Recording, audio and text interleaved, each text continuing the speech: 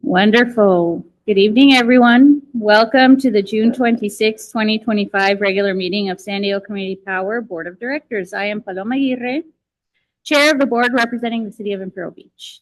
We welcome members of the public, community power staff, and board members joining us today at the Port of San Diego Administration Building. I will now officially call this meeting to order and ask Mari to please call the roll. Alternate Director Cáceres, Here. Director Ilo Rivera, Director Insunza, I'm here. Director San Antonio, Present. Director Yamani, Here. Vice Chair Lassen Bremer, Here. Chair Aguirre. Here. We have a quorum, Madam Chair. Great, thank you very much. I'd like to announce also that we will not be having closed session during this meeting. So with that, I'd like to invite everyone to please stand, put your hand over your heart. Ready, begin. I pledge allegiance to the flag of the United States of America and to the republic for which it stands, one nation, under God, indivisible, with liberty and justice for all. Thank you very much. Next, we acknowledge that this meeting is taking place on the land of the original inhabitants of the greater San Diego region. A land acknowledgement is a critical step toward working with Native communities to create meaningful partnerships and inclusion in the stewardship and protection of their cultural resources and homelands. Let's take a moment to honor these ancestral grounds that were the traditional lands of the Kumeyaay. Thank you. Next, we're going to proceed with special presentations and introductions. I would like to acknowledge the years of service of Community Advisory Committee member Gary Johns. Representing the City of Encinitas, he has dedicated all of these years to our Citizens Advisory Committee. He was an inaugural member since April 2020 and the first member terming out of the role. Gary has shaped how community power has received ongoing citizen support and engagement from the very beginning. The Board of Directors would like to formally recognize Gary's commitment to community power's mission and his willingness and eagerness to connect with those we serve to make our organization responsive to community needs. Gary is joining us today and would like to say a few words. Please proceed, Gary. Thank you. Thank you very much, Chair. I kind of look at my life as a series of chapters of a book. This chapter actually started 9 years ago when I was joined with a number of other Sierra Club members to lobby for community choice energy in our region, and specifically in the city of Encinitas. And that group, I think, was actually very successful in taking on the task. I know for a fact that the first thing that Catherine Blakespear ever heard about community choice aggregation was from a presentation that our group made to her. And I really appreciate the fact that I was able to be appointed to the CAC, and it was a pleasure to work with an incredible staff that I have seen grown over the past few years. And I have never been associated with a group that was so dedicated to what the mission was. And it was just a joy to be on the CAC for these last 5 years. Thank you very much. Well, we're so grateful for your service and leadership, starting since the City of Encinitas and now all these years with the Citizens Advisory Committee. Now Senator Blakespear is on to better things, but I absolutely agree that was in the beginning. So next, I'd like to invite you to take a photo as we present a proclamation in your honor.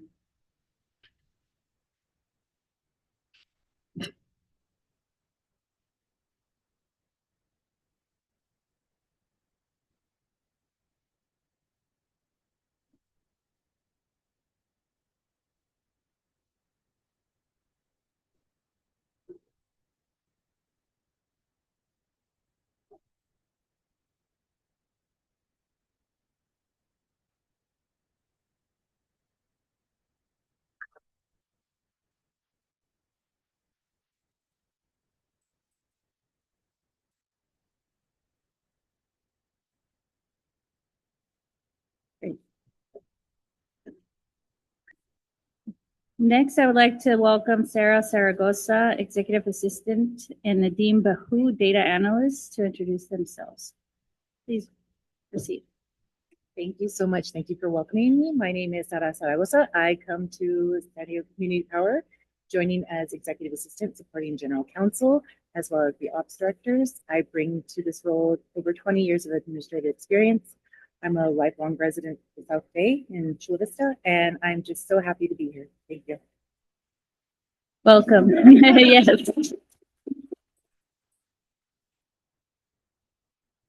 Directors, how are you?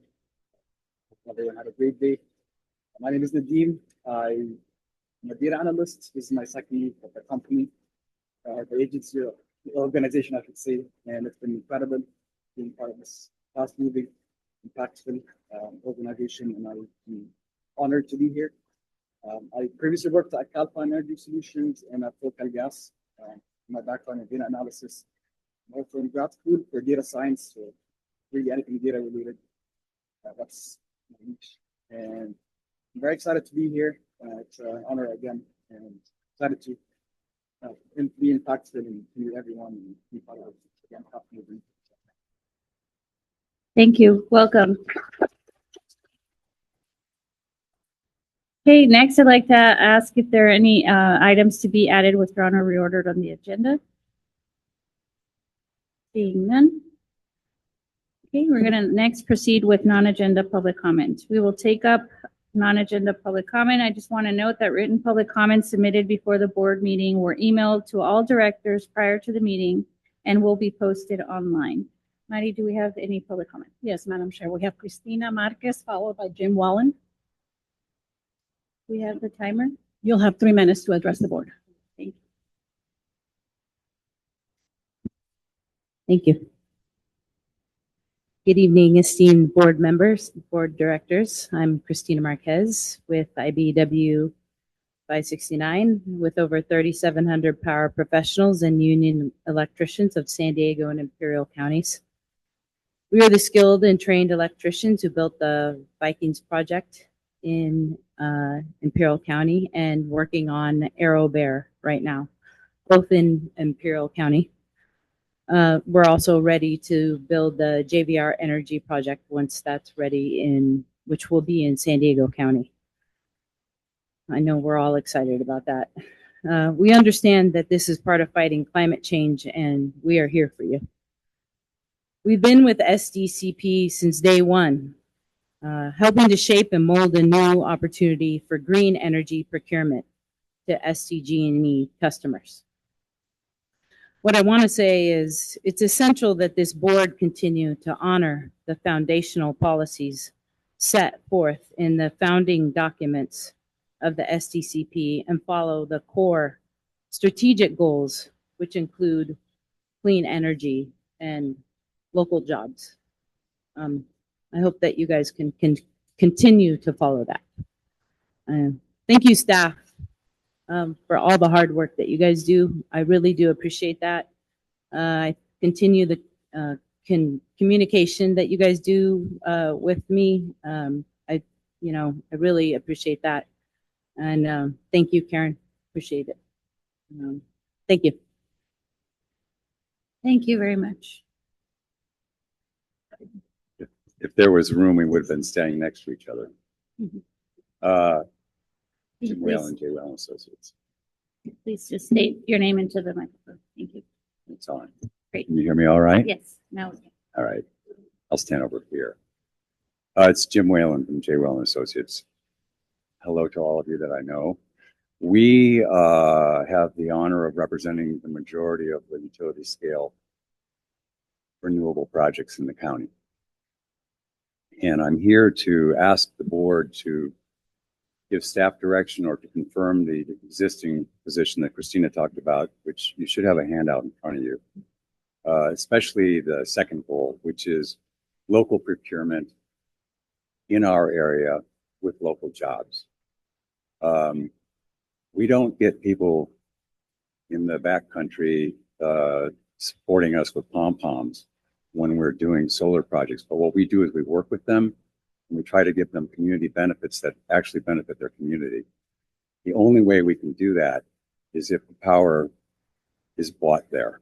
And I mean in San Diego County, not outside. And I recognize that staff is doing their job, which is to get the lowest price possible for the ratepayers.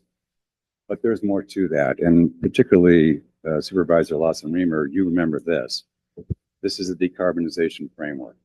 County's position, and that of the local jurisdictions otherwise, besides the county, is to decarbonize by 2035. Best way to do it is here.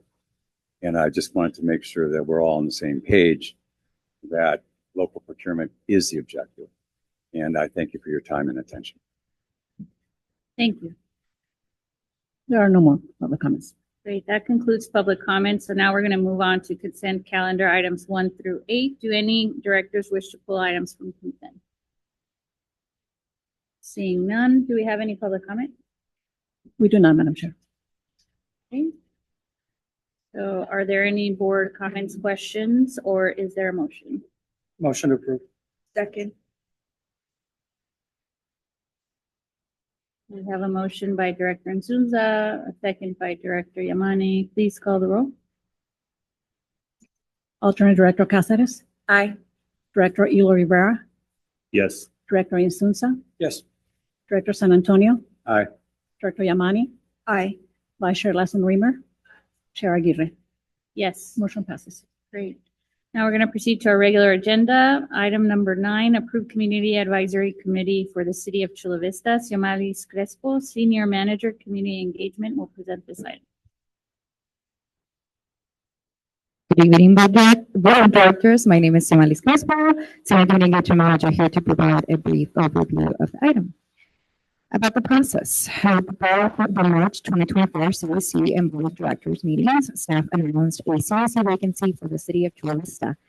Since staff has promoted this vacancy through community's powers, social media channels, and the CAC, as well as directly engaging with staff, advocacy organizations, and the general public during networking and tabling events in all of our member agencies. Staff worked with Director Nzunza and staff to review the 3 applications received and advance the nomination process for Alonso Gonzalez. While I was not able to attend and join us today, I'd like to provide a brief overview of our candidate.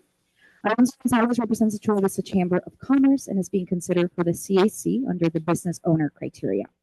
He was recently served as council member to the City of Chula Vista and was previously staff to the San Diego City Council President. Having learned about the interest of residents, he expresses that he aims and would like to serve as a resource in helping to strike a balance between stakeholders and to amplify the voices of those disproportionately affected by public and business policies. If it's to be the board with a simple majority vote tonight, staff will work with the representative to conduct their oath of office and onboarding prior to the next CAC meeting, which is slated to take place on August 14, 2025. Members serve up to 2 full-year terms. This concludes my presentation. I'm happy to take any questions. Thank you. Next, we're going to go to public comment, if any. There are none, Madam Chair. Seeing none, any board members wish to make a comment? Director Nzunza. Thank you, Madam Chair. I've known Alonso Gonzalez professionally for about 30 years. He worked for the city of San Diego, various council members, and the mayor of San Diego. And he's a lifelong resident of the South Bay. Grew up in the Nestor community, went to Southwest High School, and he's been married for years, and he's got 3 beautiful daughters, lives in my district, and he served diligently in my role as a city council member for District 3, and he's also an active member, a board member now of the Chula Vista Chamber of Commerce. So I have enthusiastically and making a motion to approve Alonso Gonzalez. I second that, Madam Chair, and I have a comment.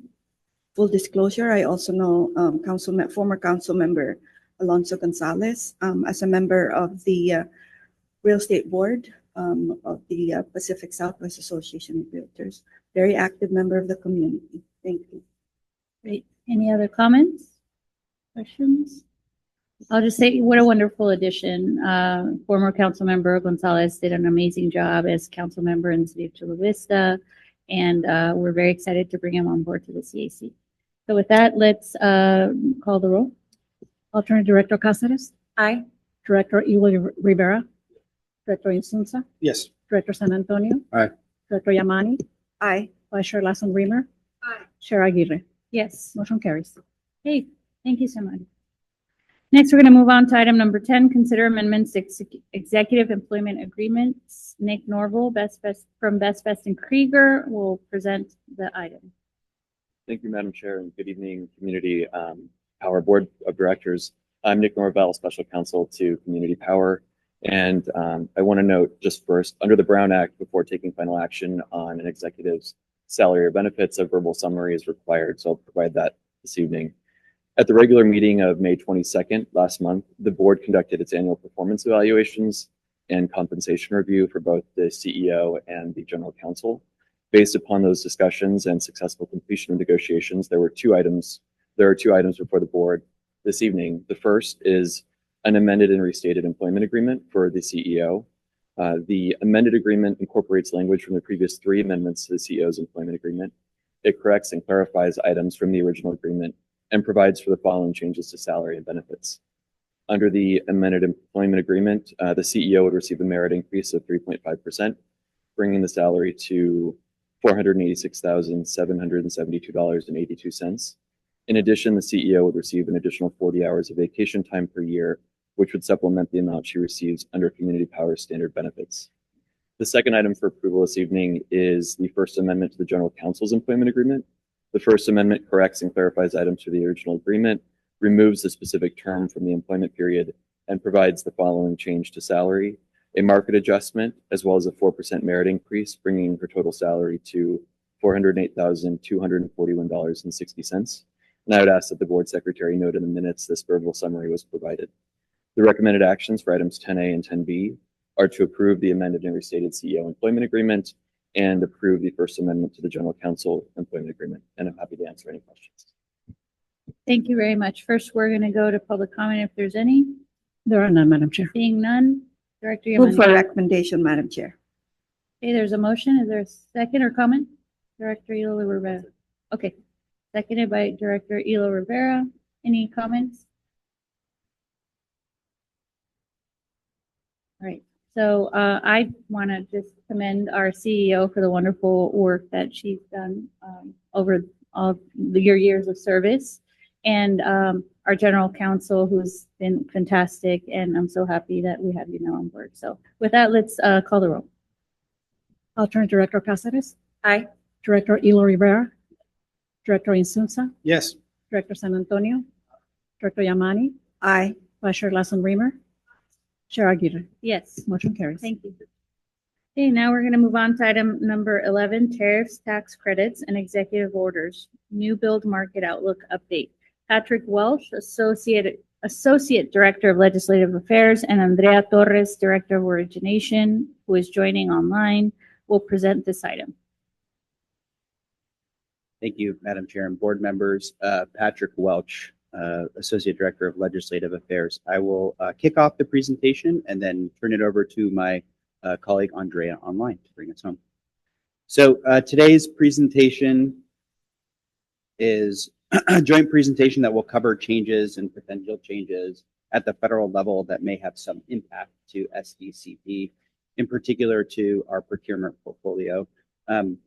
I will cover two areas of federal policy development, Congress and an executive order, and then turn it over to Andrea to talk about changes in tariffs and the perspective from SDCP's procurement portfolio. I want to emphasize at the top of the presentation, there's a lot of uncertainty and moving parts, and the presentation that we're providing is really just a snapshot in time of where there is change at the federal level that could have implications for the energy markets moving forward. So first up is Congress.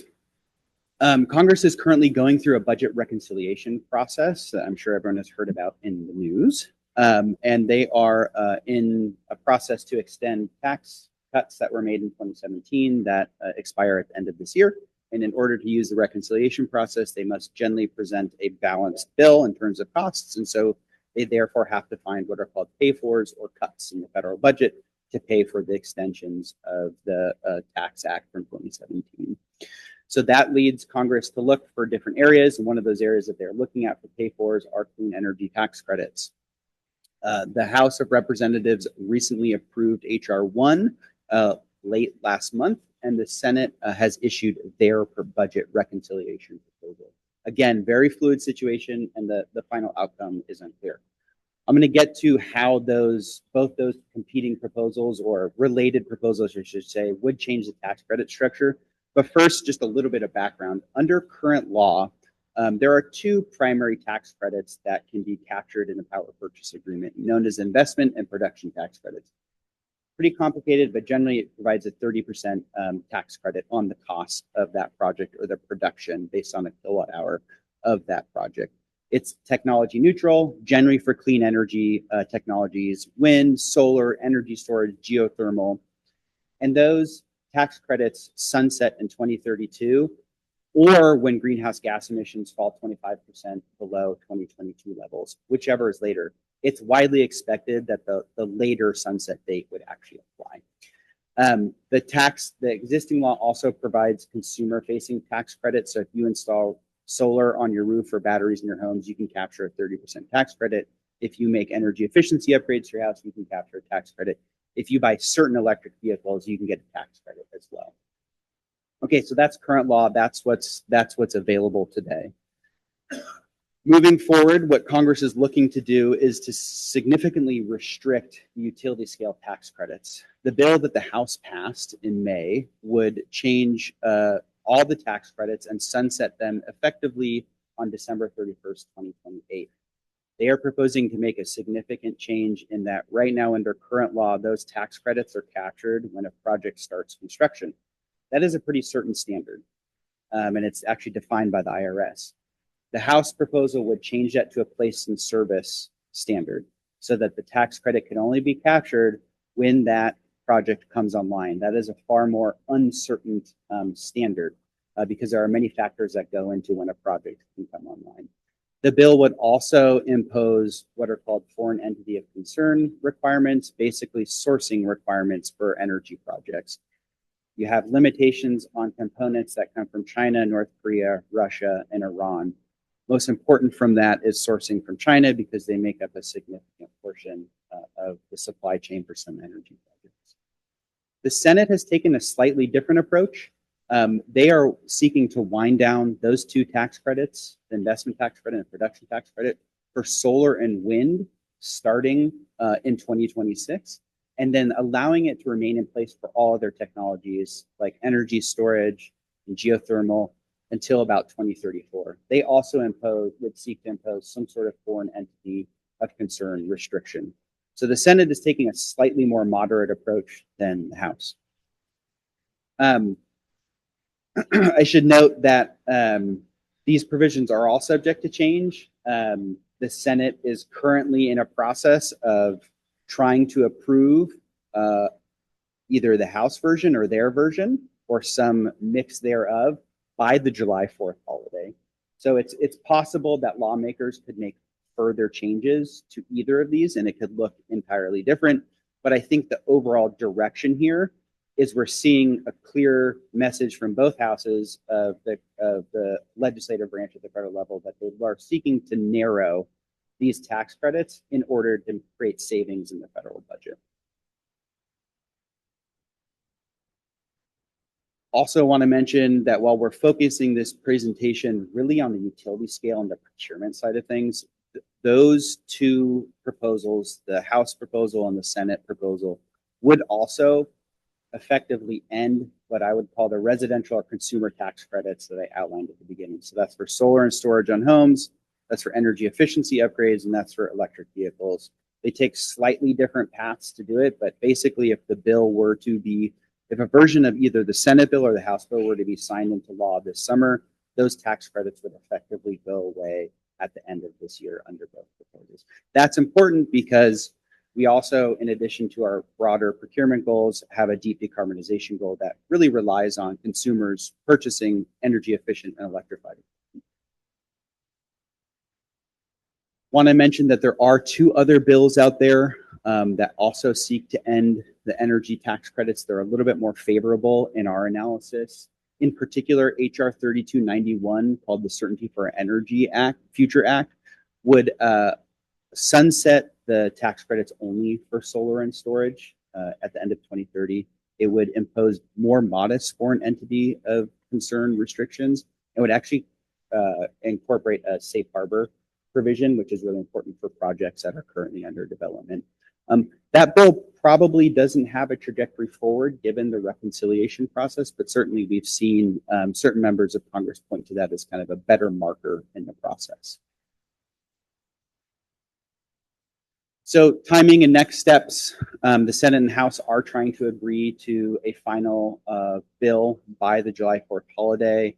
Again, the Senate is currently in the process of trying to determine what path they will take.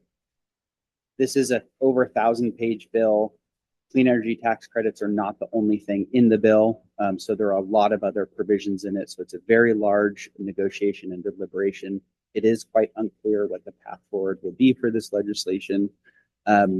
We are continuing to monitor it as an organization and provide the board and relevant departments in our organization with updates so we can take that into account when making decisions. Before turning it over to Andrea, I want to mention one other development at the federal level.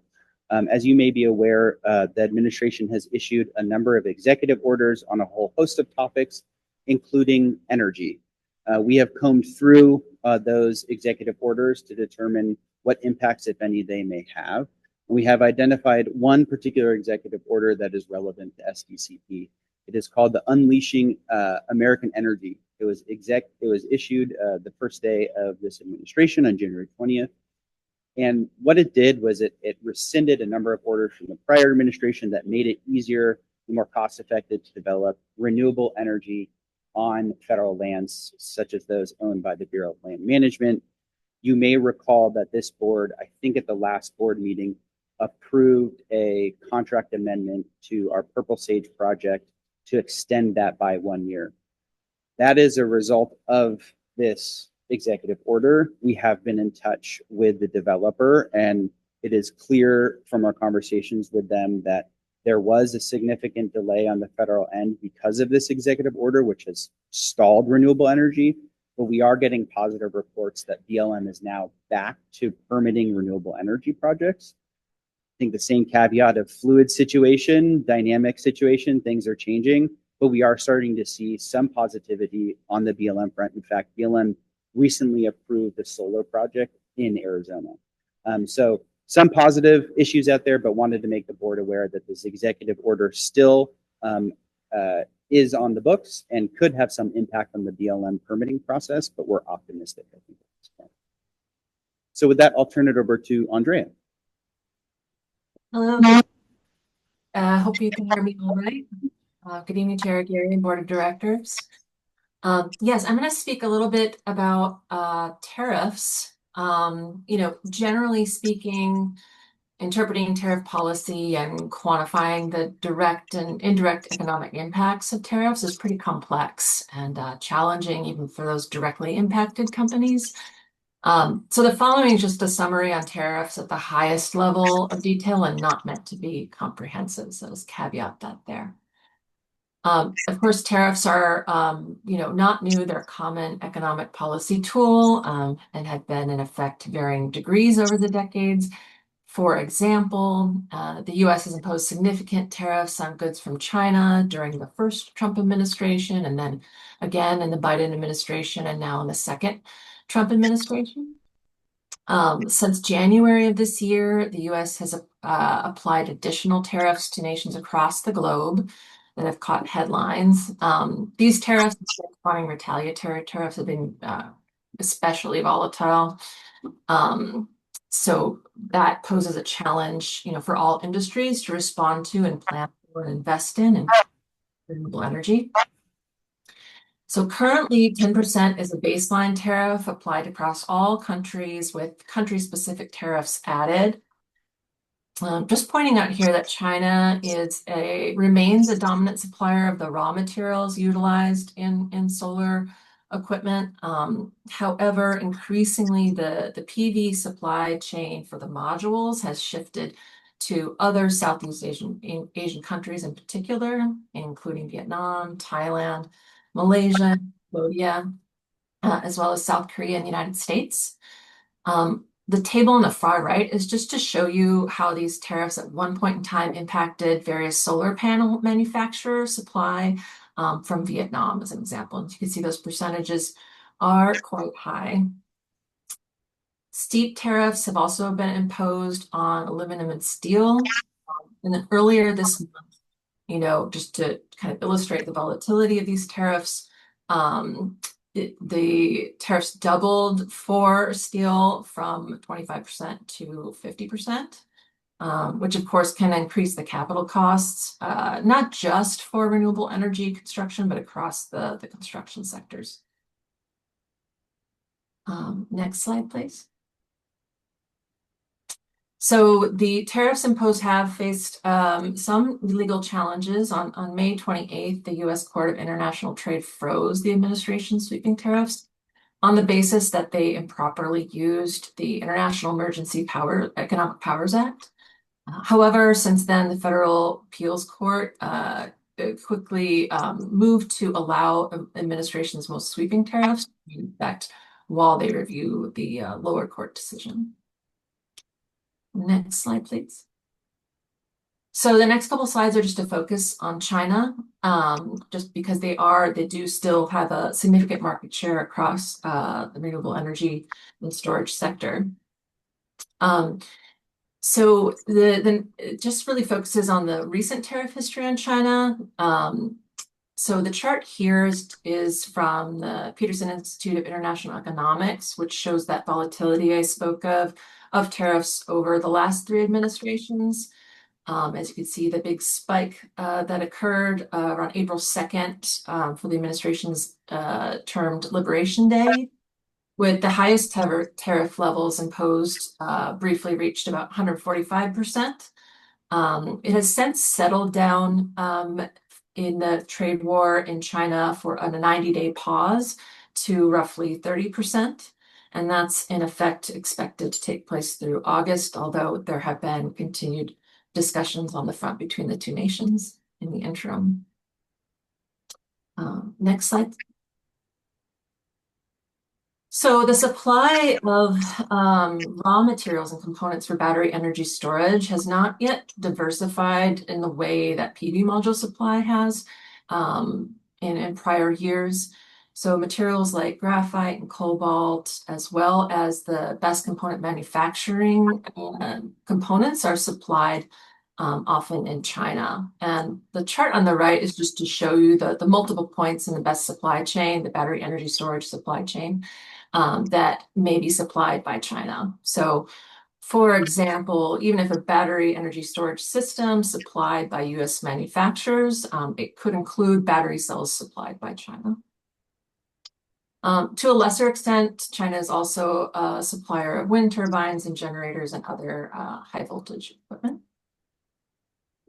Okay, so the next slide is my last slide, just to kind of briefly discuss how we're viewing our portfolio, in particular our renewable energy portfolio. So the good news is, we are well positioned to meet our 75% clean energy by 2027 and 100% by 2035. So that leaves us, 10 years to achieve those goals. And that was in large part, due to the procurement work we've done in the past, call it 3 years. For projects that we have contracted and are under construction, these projects are largely developed projected to come online between the end of 2028. By the end of 2028, approximately 2/3 of those contracted projects under development on a volumetric basis have mitigated. We think have mitigated those risks for both tariff and ITCs to some degree due to having commenced construction or have safe harbored equipment. And so that's the good news with our portfolio. We do have a number of projects under construction. We are monitoring that closely, so it's too soon to sort of accurately quantify the risk to project costs and the viability from tax credit eligibility losses or tariff increases. So that, and as Patrick spoke to, just because that's a very much a moving target, we'll continue to assess that on a project by project basis. And then with our pipeline, we are, especially for our utility scale projects, particularly that, aren't local, we are prioritizing projects that are really better positioned to mitigate tariff exposure, due to developer specific procurement strategies and project financing opportunities. Tax credits, though, are a much more universally applied change in law. And so, it's reasonable to expect that procurement costs will increase for projects that don't meet whatever the standards that are made. The bottom note here is now that the majority of our contracted standalone storage projects are not yet under construction and therefore are more exposed to that tariff risk. But if the proposal survives or a flavor of that storage, we hope would remain eligible for tax credits and be grandfathered from the proposed federal foreign entity concern requirements this year. That concludes my presentation on the item, and so Patrick and I are happy to answer any questions you may have. Do you have anything additional, Mr. Walsh? No, just reiterate Andrea's mention that we're open to answering any questions. I think we've covered it at a high level, and if you have any questions about any of the details about some of the proposals, we'd be happy to answer those. Thank you. Do we have any public comment? We do not, Madam Chair. Okay, Vice Chair. That was incredibly helpful. So thank you so much. This is a lot of moving parts, and I thought you guys did a great job of being as clear as possible, given how much everything's shifting. Just a comment and question. First of all, this is really for the team more broadly. I'm just very impressed that how well we're doing on being on track of meeting our renewable energy targets. I know that's been a lift, and it's going to continue to be difficult, but I'm glad we got so far ahead because we have a little bit of a buffer, kind of given the context in which we're sitting. So that was very impressive, just how good we're doing on getting towards our renewable energy targets.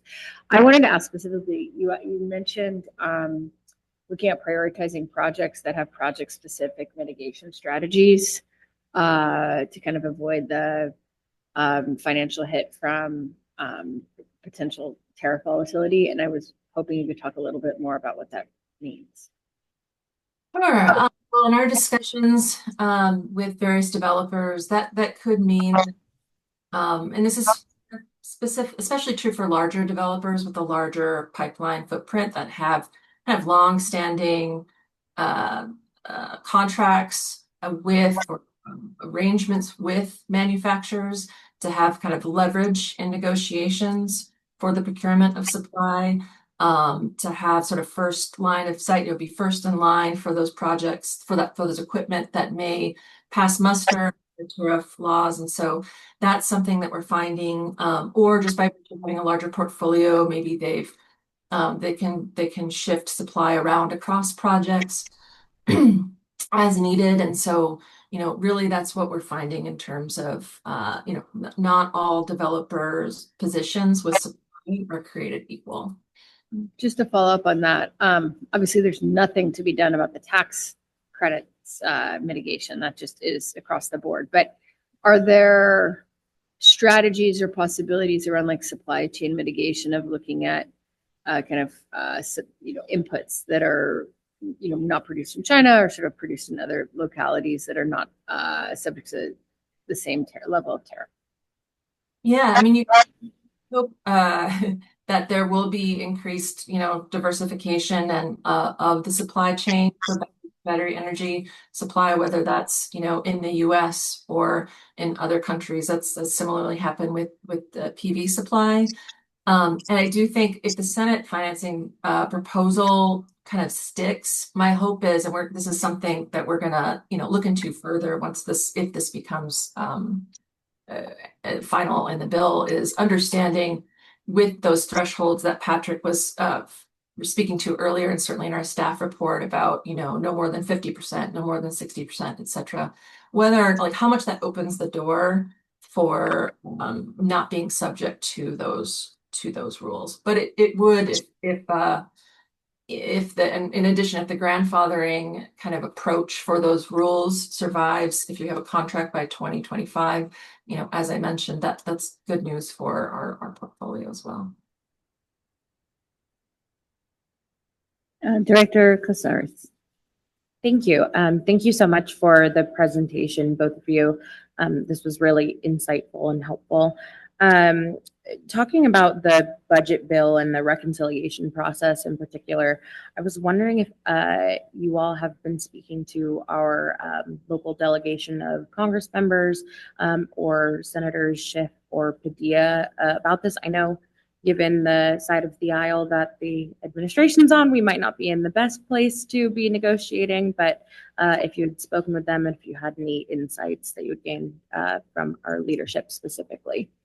Yeah, great question. I think you did hit the key issue, which is the balance of power in Congress, obviously.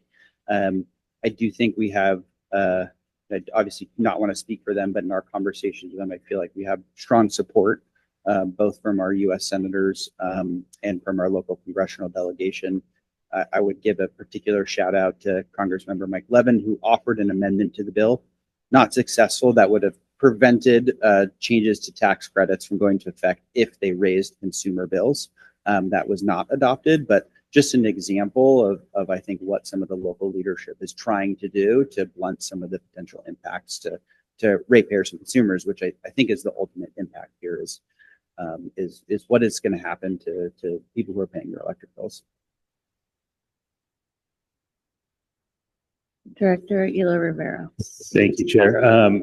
This question was answered to a certain extent by Supervisor Lawson-Remer's question, but my head always goes when we hear these reports, one, thank you for tracking this and keeping an eye on it, but there's like what are we going to do about it sort of situation? And so obviously there's the advocacy piece. I'm not going to put a lot of hope in that in this moment. And so this is more of a question for you, Karen, and a question that we've discussed to a certain extent already, but what are the pivot points? What are the opportunities that we have that we can create that do not exist yet, that are more within our control, whether that means at the local level, at their state level. I just want to make sure that we are actively working toward an alternative to what we were planning for before. Yes, thank you for that question. I would say that we're fortunate in that roughly 2/3 of the existing portfolio should not be able to mitigate some of these challenges. We are also looking at other avenues, whether that's, we've been launching a virtual power plant, how we can expand that. Distributed energy resources is certainly something we're looking into.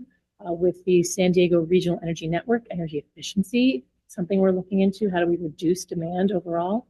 And then, different creative rate structures. So we're looking at what we can do across the levers that we do have more control over. I appreciate that. And I think one of the things that's standing out to me is I don't know that at the local level, the different municipalities understand or are kind of calculating to what extent they will be impacted by this and ratepayers could be potentially impacted by this in the future. And so I just really want to encourage San Diego Community Power to use use this as an opportunity to convene leaders from the various municipalities to see which way they can be of assistance in creating the playing field that we need to get ahead of, or if not get ahead of, at least mitigate some of the impacts that are going to come from the federal administration. This is one bill. This is one bill and we are 5 months in. So I just really want to encourage us to think about, we can hope that this is not the permanent reality for the next 4 years, but hope is not a plan. And the extent to which we create our own future here locally will only make us more resilient and better prepared for the future. So I think there's, like live on hope.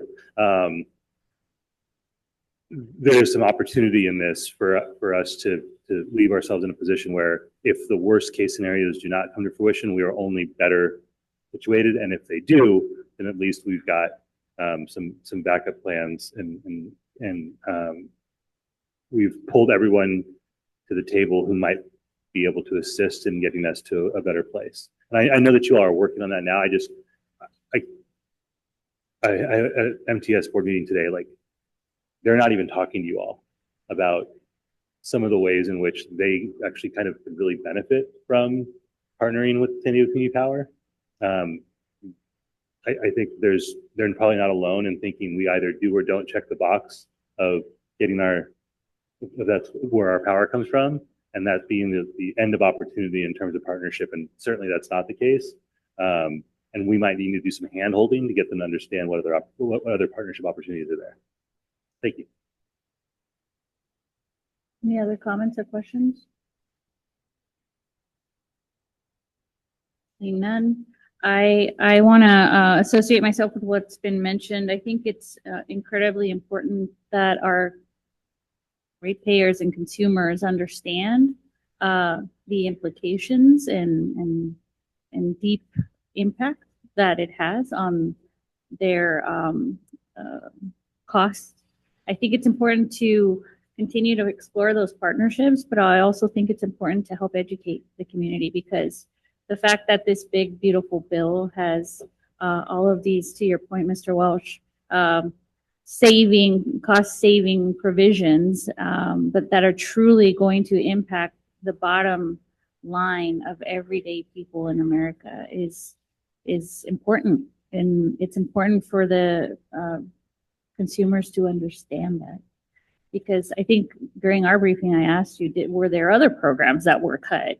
I don't know, like military readiness or funding for the Pentagon. Unfortunately, it's the programs that impact the day-to-day average person. So I also would like to see us, similar to what Supervisor Lawson-Remer has done at the County Board of Supervisors in helping educate some of the forthcoming cuts on programs that are relevant to that agency. I think it's important for us to do the same, in addition to finding potential opportunities and partnerships. Okay. Well, this is a receive and file. Oh, yeah, please. Thank you. I just want to actually build on the comments of my two colleagues. This is a question for Karen. And this is not, it's not an item we can move today, but I think it's relevant to this conversation. The kind of feasibility of once we have more certainty, because this bill will be passed eventually in the next month, 2, 3. There seems that there would be a value to including in people's bills or communications that they receive either by mail or by email or both, a summary of how their rates will be increased due to federal action, so that we're not getting blamed for people's rates going up when it's a direct result of federal action to basically attack consumers where it matters, which is at utility prices. So I guess my question today it's not quite actionable today, but would it be reasonable for you to come back next month with sort of a summary of how you would be able to implement some kind of notification of rate impacts from federal action once the actual impacts are known, and that we could then share that in an ongoing way directly with people who get their bills? I know we're next month, but if August is all right, I think we can get together and think about the different options that we might have in terms of communication, whether that's stakeholder workshops, notifications, but I'd like to discuss internally with the team. And that would be great. I think August would be great, because I think I think we will know by September, and I think we should have a plan so that once it happens, we're able to immediately let consumers know. And I'm thinking, what is the thing they all read? Everyone reads their bill. So can we include on their bill some kind of information about how rates will increase due to federal action? I mean, of course, we'll have to wait till we have the analysis. So I think in August might just be like conceptual options that we could then discuss. And then once we actually are able to crunch the numbers and see what the impacts are, then we could let consumers know. I think that was sort of my thinking. So if that works, if that's doable to have that discussion in August, that would be great. And if I may, just to add, I think that's a really interesting suggestion. I would add, obviously the final details are important. And even if we know the final details in August, I think it'll take a while probably for the market to react a little bit nationwide. And so it may take some time for things to settle to see, based on our long-term position and our short-term position, how those impacts actually trickle down to the rate setting process. So there may be a little bit of lag after the bill passing to when we have a clear picture of how the market is actually reacting, and then how those potential new costs, if any, are passed on through our short-term purchases and our long-term contracts. I agree. And I totally agree. And that's why I think what I would hope for, in August would be like a plan conceptually of like maybe the first communication, because it takes like 7 communications with anyone for them to read anything. It's actually a data point. It's real. So, maybe our first communication is like, this has happened and this has passed and we're assessing how it's going to impact rate. Like it might be multiple rounds and so that we're letting folks know and giving them a heads up. And I think what I'd love is if the team kind of put your heads together, like what's the cheapest and best ways? All right, we can do that. Okay, thank you, Karen. Great, and at minimum, an update to figure out where the bill landed, and we can forecast the market for other things. I think we can also do it for the potential impacts or not. We might not have any. So, okay, great. We're gonna move on. This is just a receive and file item. Thank you very much for the presentation. Thank you, Ms. Torres. We'll now move on to item number 12. I'd like to declare the public hearing open. Chandra Pugh, Senior Director of People Operations and Administration, will present that. Good evening, Chair Geary and Board of Directors. My name is Chandra Pugh. I am the Senior Director of People Operations and Administrative Services for Community Power, and I'm here this evening to discuss the status of vacancies, recruitment, and retention efforts. Just for a little background, as you see on the slide, Assembly Bill AB 2561 amended the Brown Act, which created a new obligation for public agencies to present the status of vacancies and recruitment and retention efforts. The new law took into effect on January 1st, 2025 and applies to all public agencies. There are several, next slide. There are several requirements of the new law, and I have them listed here. So one of them is that we do report out on the statuses, and currently we have 31 vacancies, 27 of which were new positions. The other is that we report on our recruitment and retention efforts, and from that, present findings and make any recommendations if needed. Next slide, please. So our current vacancies are our Chief Commercial Officer, our Community Outreach Representative, and our Senior Origination Associate, which was recently reposted. Next slide. And for those positions that were not filled for the year, what happens typically is a hiring manager may determine that the candidate pool is not sufficient for advancement and selection. And when that happens, human resources can often recommend a few options. And some of those are revising the job description and reposting at a lower or higher salary, depending on the duties and responsibilities. There have been a couple of occasions when that has occurred, and we always want to work with our hiring managers to ensure that they have a successful next round of posting. Next slide, please. Right. So the table that you see here is a list of our actual positions for the year, when they were posted, and the status of hiring. And one thing that I did also want to mention, so yes, this was a heavy lift by our organization, but it's exciting. But one thing I wanted to also call to your attention is our interview process. It doesn't just begin with recruitment, but it also, we have a reputation to uphold. So we're making an impact in the community with our interview process. So what that means is that we have 2 in-person interviews, we have a virtual interview, then 2 in-person interviews, and then we like to have our panelists debrief so that they can provide feedback regarding the candidates. And this has been really successful and has led to our success as an organization overall. Next slide, please. All right, so one of additional data point here that I would like to call to your attention. So as we all know, San Diego is an incredibly competitive job market. And part of our efforts to attract and retain top talent also includes ensuring that our process is positive and has a lot of integrity. So one of the things that we like to do in human resources is reach out to our candidates once they've gone through the process and get some feedback on their experience. And I'm happy to report that our feedback has been very good. So we had mostly strongly agree or neutral in terms of responses to our questionnaires. There was one area where we received a disagree. And so what we do when we see that is we probe and we try to learn more about what particular experiences might have been challenging for some of our candidates. And what we learned is that they wanted to be able to engage more with the panelists. And what's standard is that we have 3 panelists at a time. But because we're such a collaborative and cross-functional organization, sometimes that can mean that we have up to 6 panelists.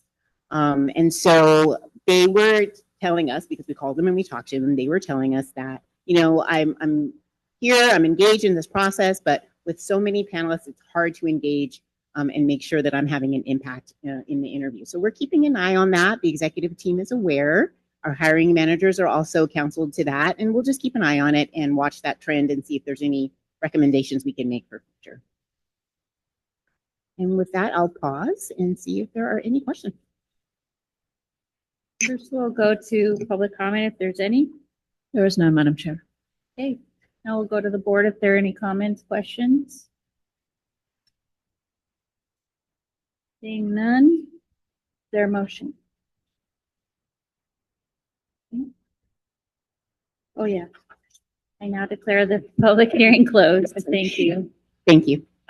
So now I'll entertain a motion to receive and file.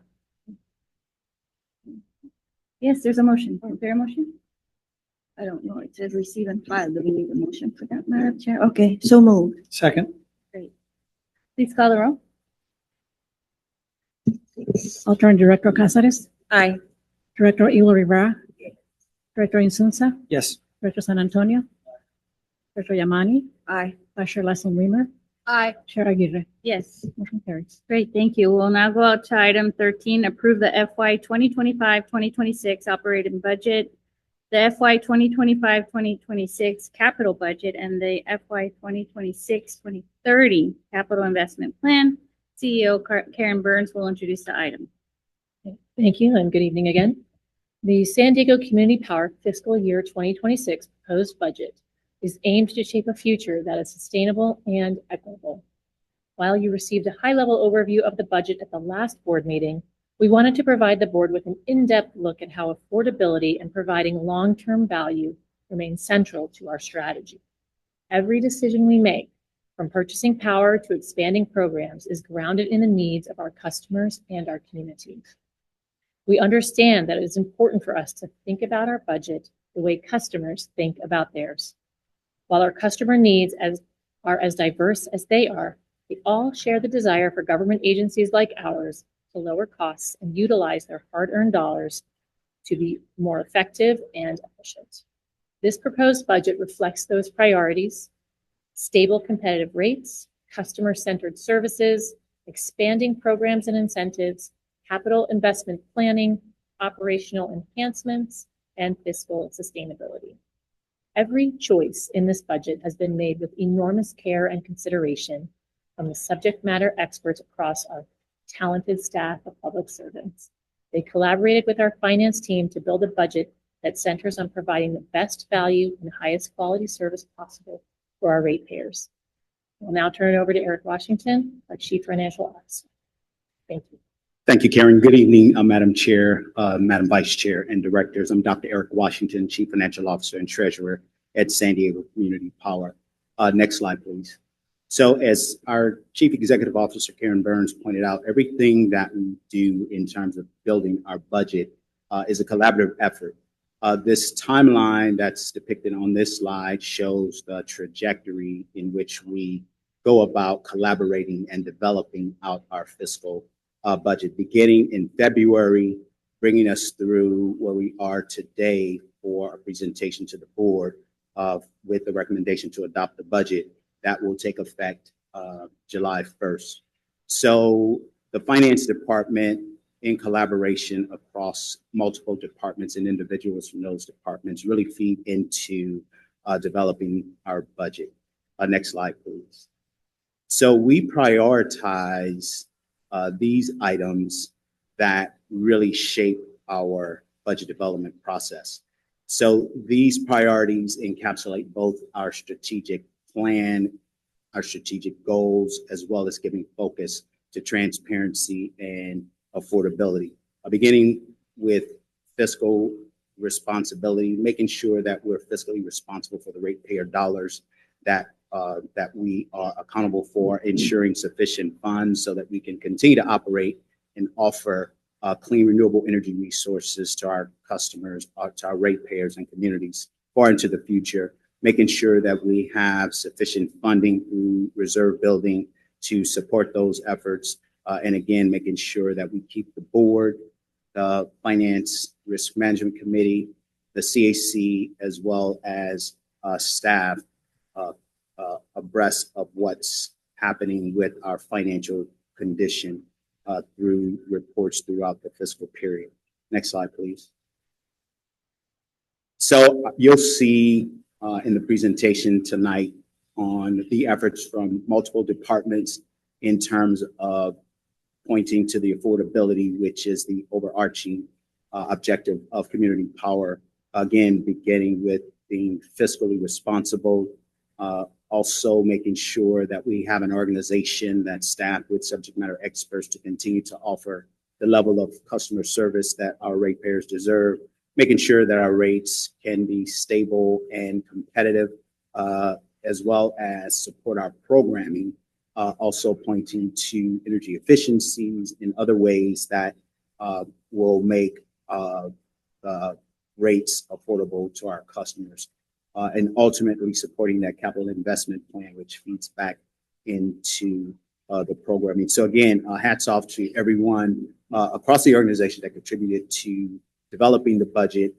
It was done thoughtfully and thoroughly, and you'll see some of the details from the remarks that you'll hear from the efforts of other departments, as well as some details on the budget. So at this point, I will pass it off to Tim Maglemont, our Director of Finance, to go through some of the details contained in the budget. Tim? Thanks, Eric. Good evening, Chair Gary, Vice Chair Lawson, Member, Board of Directors. My name is Timothy Maglemont, Director of Finance for the record. Next slide, please. So in reviewing the budget and the associated operating budget book and CAP book that you guys have in front of you, you'll notice that there's very few changes from last month to this month. Along with that, and therefore, a lot of the presentation today is going to be a deep dive from the different departments, including finance, on kind of the details of the budget, more so than we went through last month. On the operating budget in particular, on that slide in front of you, there hasn't been any change on the operating budget slide in terms of the numbers. Just to go through it again briefly, on the revenue side, the rates that were adopted back by the board in February of 2025 are the same rates that are included in the budget. That includes a 3% discount on our main power on product, a 5% discount on the power-based product, and then resulting in the net revenue that you see in front of you. Again, on the energy side, it's the same energy projection that we showed last month. So we're not projecting any change from last month to this month. And then on the non-energy side, really the stuff that we have under our control, we're proposing the same budget that we presented to the board last month.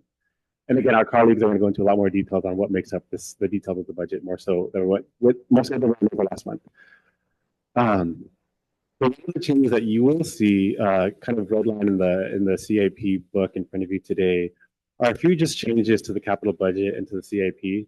In particular, what's happened between last month and this month is on our capital budget and our CIP, this is a continuing fund where funds that aren't spent in this fiscal year will carry over to the next fiscal year. And so from last month to this month, we've changed those projections in terms of how much money we think will be left over on the capital side. So we did make some adjustments on the capital budget in terms of the money that that's going to be carried forward from this year to next year, and that requires some adjustments on the capital side. The other adjustment that you'll see in the CIP, the capital investment plan, is just some changes to what we're proposing to contribute in future years in the CIP. So we're proposing to keep the same sustainment of CIP contributions from the operating budget into the CIP kind of in future years. So kind of getting to the action and the proposal from staff for the board today. There's really three actions that we're asking for the board. Action number one is approval of the operating budget, which you see kind of in the chart in front of you today.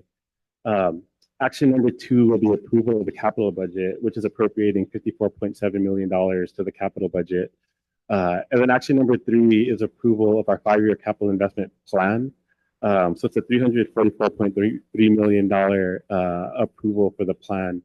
And just kind of what we mentioned last month, just to distinguish between the two, the operating budget and the capital budget are appropriation actions that we're asking for the board. And again, the 5-year CIP is a plan. So there's no appropriation action with the 5-year CIP. It's approving the 5-year plan that we're proposing for the next 5 years. Next slide. Again, kind of getting to some of the details here. This is our budget broken down by our major categories. So we call it budget level 2.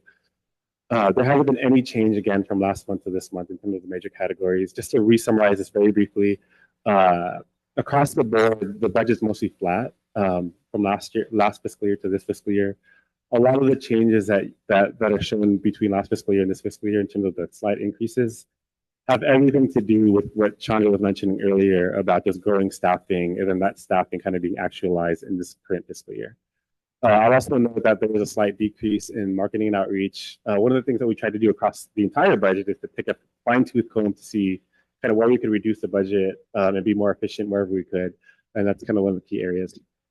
Next slide. So getting into the details on kind of each individual department, and this is kind of where we're going to try to dig in a lot more than we did last month. In particular for the finance department portion of the budget, some of the key highlights will include first affordability. So one of the key things that we're doing on the finance side is prepaid transactions. And so one of the key highlights is every prepaid transaction, as Jeb will get into later on, results in pretty significant savings for the agency. And so in this year's budget, we are proposing that prepaids be kind of a big part of the budget. One of the topics that was presented earlier from Angela and Patrick was risk and kind of what's happening with tariffs at the federal and legislative level. So one of the key initiatives that we have in the finance office is building this middle office risk function. So Director Director Lassanemer kind of went into the details on this earlier.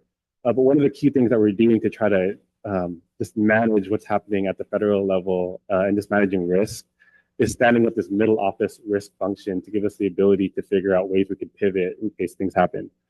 So that's kind of a big key portion of the budget for the finance team. And then associated with that, we are proposing 2 positions. One is to help stand up this middle office risk function. And kind of the second thing we talked about in a lot more detail in last month's budget is a position to kind of help support programs. In particular, the Regional Energy Network and the Solar Battery Savings Programs are 2 big ones that are happening and being proposed in this fiscal year's budget. And so we're proposing a position within the finance team to kind of support that extra growth that's happening within the CIP. And the kind of last thing I'll mention is in this year's budget, and kind of the theme of the budget is we're trying to stand up more infrastructure projects within San Diego Community Power. I kind of mentioned it last month. Since 2019, we've grown substantially. And there's a lot of just infrastructure projects that we haven't put in place yet. And so this year's budget, we're proposing several infrastructure projects. And one of those is an enterprise resource planning system, which really is a budgeting system that we don't yet have in place. A lot of the budgeting that we do happens in Excel, believe it or not. And so we're hoping to kind of graduate and mature to a more mature system, similar to what your cities and counties have in terms of budgeting software. So that's kind of the keys for the finance department. And with that, I will turn it over to my colleague Kenny, who's going to get into more details on the power services side.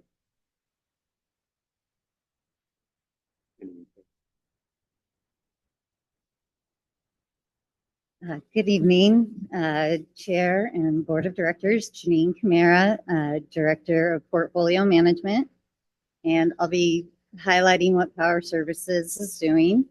So purchasing power supply on behalf of Community Power's customers is the largest part of our budget. Our group works to provide customers with clean, renewable, and competitively priced electricity. Power Services does this through long-term and short-term energy contracting, accurate load forecasting, power resource scheduling, risk management, and wholesale participation, and making sure that we remain in compliance with all state mandates and regulatory requirements. So some key highlights of our budget this year. Power Services is adjusting some assumptions to manage risk and account as best as possible for changing wholesale markets. The Power Services team will be adding 2 new positions, a portfolio analyst and a forecasting and modeling analyst, both to help us prudently manage our power supply position and make sure we're continuing towards our goals of renewable energy at affordable prices. We're continuing to ensure cost-effective compliance with resource adequacy, or RA requirements, and renewable portfolio standards, or RPS. Power Services is currently implementing and integrating an energy trading and risk management system to improve our internal analytics, risk tracking, and our reporting by Q3 2025. Power Services is getting additional Solar Advantage contracts in place, which will also provide significant bill savings for up to 10,000 income qualified families, while also shoring up grid resiliency to meet our local procurement goals. And we're continuing to maintain a diverse power supply portfolio to help stabilize prices and protect customers from any extreme price impacts. And with that, I'll hand off to Jack to discuss operations. Thank you, Janine. Good afternoon, Madam Chair, members of the board. Jack Clark, I'm your Chief Operating Officer. As a reminder, the operations section includes 4 departments and the project management office. And we ensure that community power functions effectively and efficiently across the organization. Operations drives the implementation of the agency's strategic objectives through internal coordination, collaboration, and operational excellence. The team oversees internal governance, agency-wide administrative systems, the policy development, and operations is also responsible for engagement with our customers and stakeholders at all levels, which means we hear from our customers on a regular basis and work to tailor our collective efforts to meet their needs. This includes our work to ensure transparency and accountability. Operational efficiency supports affordability by reducing redundancies and ensuring customer dollars are used as effectively as possible. We are largely holding steady on our budgets, but are proposing some key investments to enhance customer education and launch programs that have been in development now for a number of years. I plan to walk through the next few slides with you in terms of the overall budget requests for each of the departments found within operations. Next slide. First, let's start with IT, data analytics, and customer operations. This department in particular serves 2 distinct functions that have been broken up in the budget book. The first as IT and data analytics, and the second as customer operations. Both functions work together to provide reliable, data-driven tools to our internal staff and to our customers. The budget highlights for this department include investments to strengthen cybersecurity and streamline our internal IT functions to ensure that our organization remains secure and efficient. On the customer operations side of the house, we're aiming to resolve outstanding billing and communication issues with SDG&E that affect customer satisfaction. Customer operations is working closely also with public affairs to expand marketing and outreach efforts to make sure that our customers are aware of our lowest priced power-based rate option, as well as reaching out to customers in terms of our Power 100 and Power 100 Grade Plus products as well. All efforts, as mentioned previously, are aimed at ensuring enhanced customer service and affordability. So we are focused on providing customers with cleaner and clearer, more accurate insights about rates and information needed to understand and reduce their bills, while proactively addressing errors to ensure accurate and timely billing. We strive to continue to implement competitive and sustainable rate structures to meet the needs of our customers and develop new and innovative means of communicating data to support the organization and the communities we serve. Next slide, please. The Regulatory and Legislative Affairs Department monitors, engages, and influences proceedings, and you saw some of the good work brought to you by Patrick Welch, our Associate Director of Legislative Affairs, earlier today. These proposed policies and legislation directly and indirectly impact Community Power's operations and our customers. So this department also supports regulatory compliance across multiple state agencies, assists agency-wide understanding of policy impacts, and develops strategies for securing external funding and favorable policy outcomes. Community Power participates in trade associations such as CalCCA and works collaboratively with member agencies, industry partners, stakeholders across the state to ensure community choice remains a resilient and effective tool for climate action and energy equity. The department's work is guided by our Community Power's board-approved regulatory and legislative platform that's updated every other year. And this year's budget highlights include maintaining staffing levels that allow us to monitor or engage with over 60 regulatory proceedings and approximately 150 pieces of legislation on an annual basis. The budget highlights also include advancing regulatory and legislative outcomes that uphold procurement programs and rate-making autonomy to keep rates down and decision-making local. We are advocating on behalf of our customers every day to help shape the regulatory legislative landscape in order to protect local control and promote affordability for all customers nearly every day throughout the year. Next slide. Programs. The Programs Department designs and implements initiatives that reduce customer bills, increases energy resilience, and expand access to clean energy technologies. The Programs section of the budget is the largest section next to Power Services and acts as a clear commitment to Community Power's pledge to reinvest in the communities we serve and create a more equitable future for all. Program area focus and design are guided by Community Power's Community Power Plan, climate action plans from each of your member agencies, as well as state and federal policy. From residential battery incentives to electric vehicle charging management, the department supports scalable, equitable decarbonization across all sectors. The department works closely with community-based organizations, industry stakeholders, internal departments, all to ensure the program design is equitable, cost-effective, and scalable.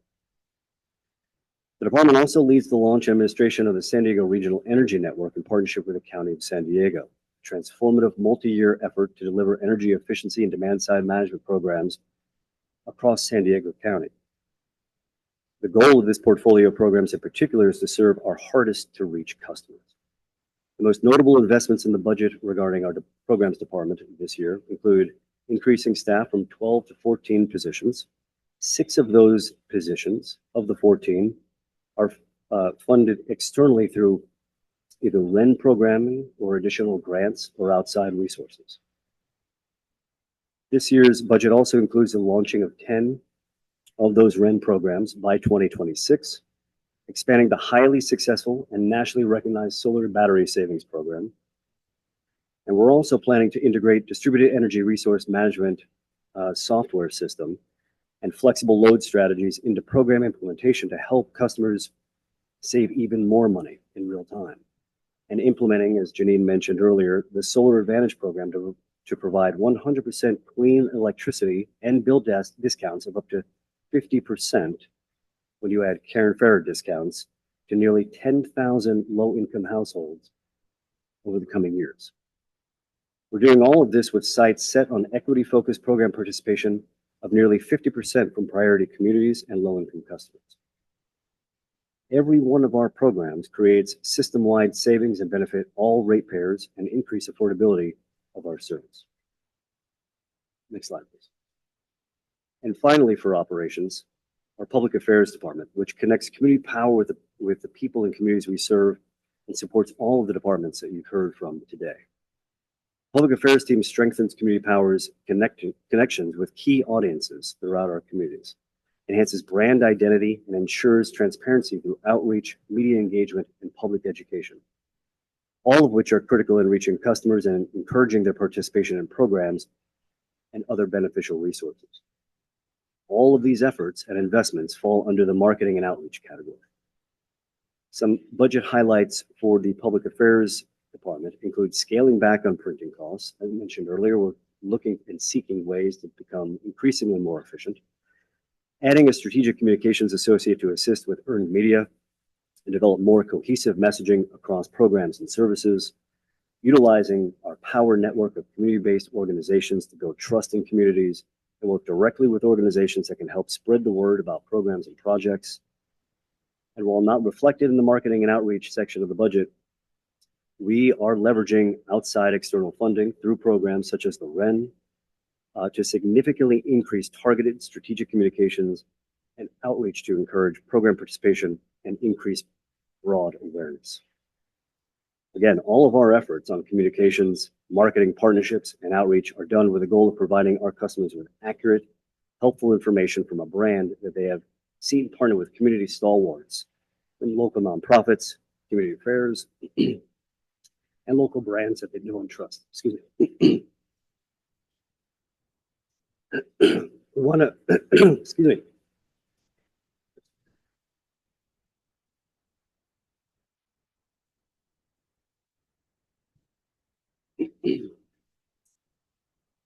We want as many of our customers to be familiar with community power as we roll out programs, so that they, excuse me, so they know that we are a legitimate agency that is here to help them save money and energy. And with that, I'll hand it back to Karen. Great segue. Thank you.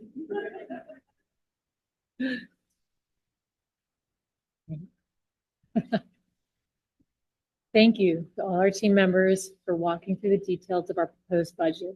What you've just heard reflects the expertise of our staff and the values that drive our decision-making. Our fiscal year 2026 proposed budget is more than a financial plan. It's a blueprint for building the clean, equitable, and resilient energy future that our communities and customers deserve. This budget balances long-term fiscal discipline with near-term action, and it continues our commitment to affordability, equitable programs, and organizational excellence. From strategic energy procurement to program design and community outreach, every dollar in this budget is intentionally directed to maximize value for our customers and ensure the sustainability of our operations. As we move forward, we remain committed to listening to our customers, learning from our partners, and delivering on the promise of community power, not just as a utility, but as a force for good in our region. Thank you, and we look forward to answering any questions that you may have. Thank you. Thank you to the team for your work to get us to this point and for the great presentation. Do we have any public comment? We do not, Madam Chair. Okay, so we're going to turn it over to Director comments. We're going to start with Director Yamani, followed by Director Cazares.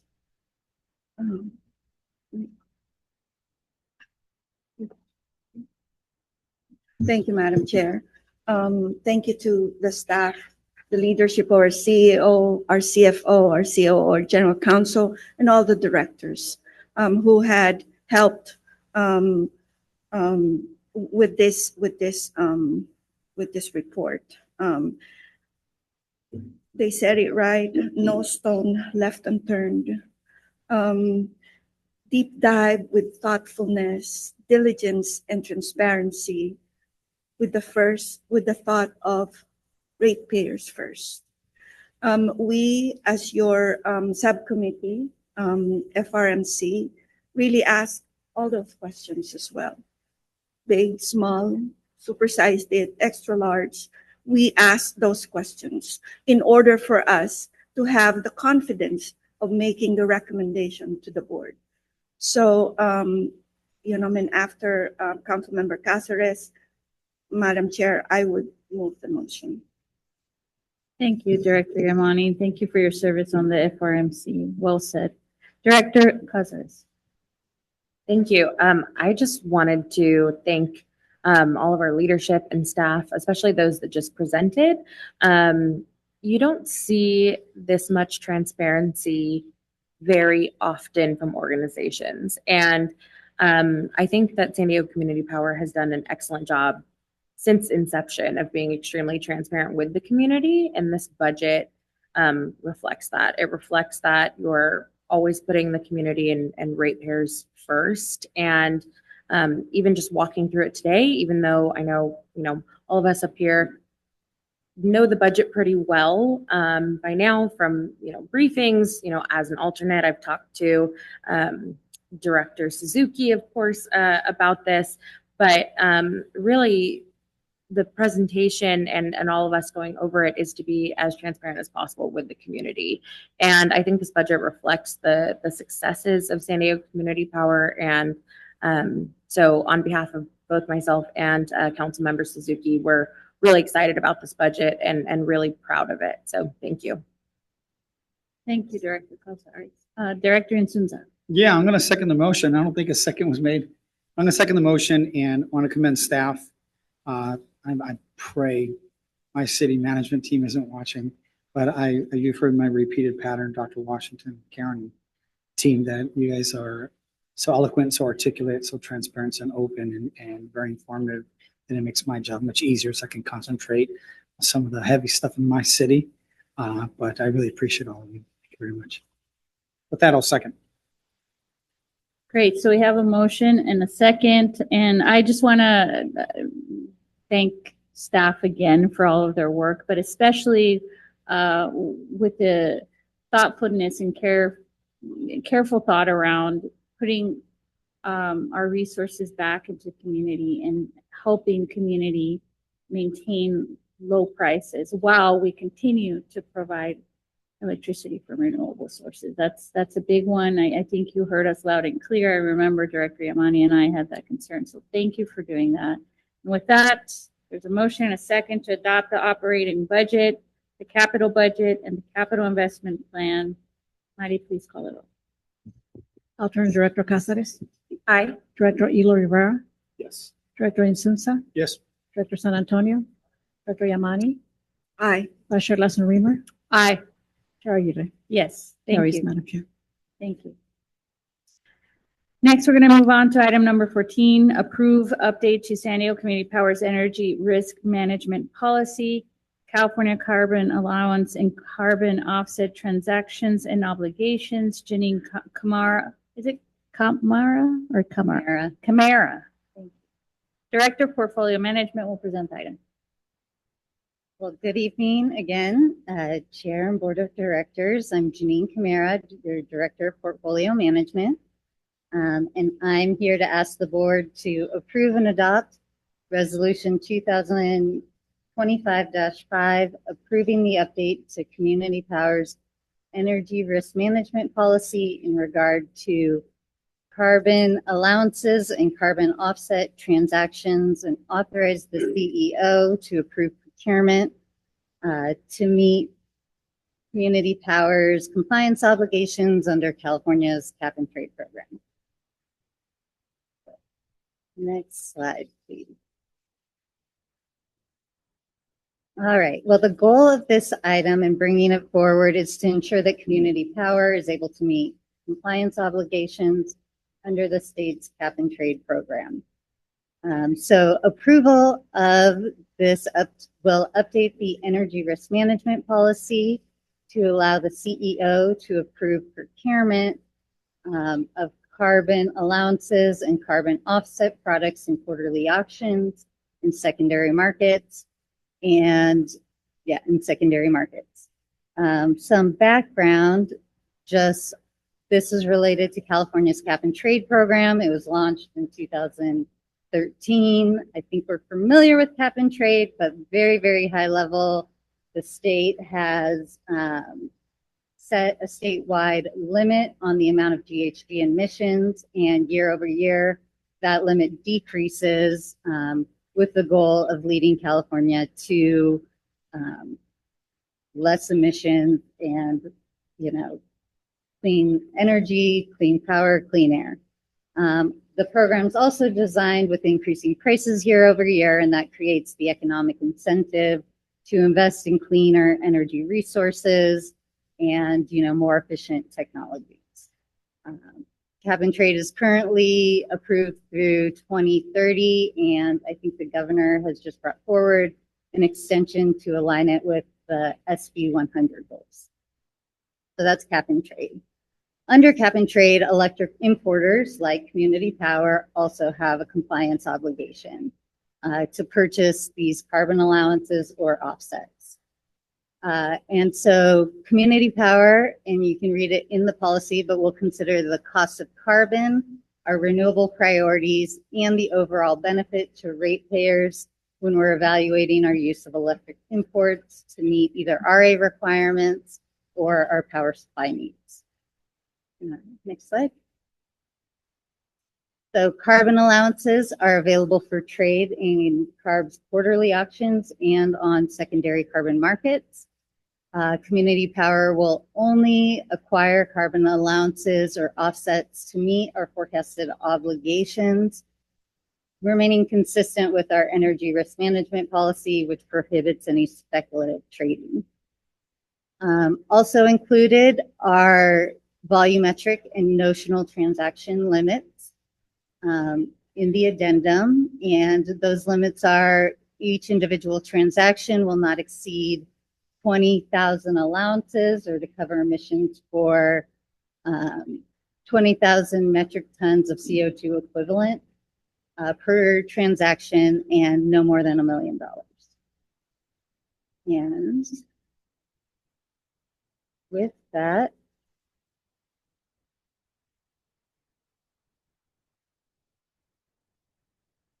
so the addendum will allow us to meet our compliance obligations and make sure that we stay in compliance with state products or state mandates. And and that is it for me. Thank you. Great. Thank you very much. We're going to go to public comment, if any. None, Madam Chair. Seeing none, any board comments or questions? Seeing none, then I'll accept the motion to adopt resolution number 2025-05, approving addendum 2 to San Diego Community Power's energy risk management policy, carbon allowance, carbon offset transactions and obligations to allow the CEO to approve procurement of California carbon allowance and everything else on that. So moved, Madam Chair. Second. Dave, please call the roll.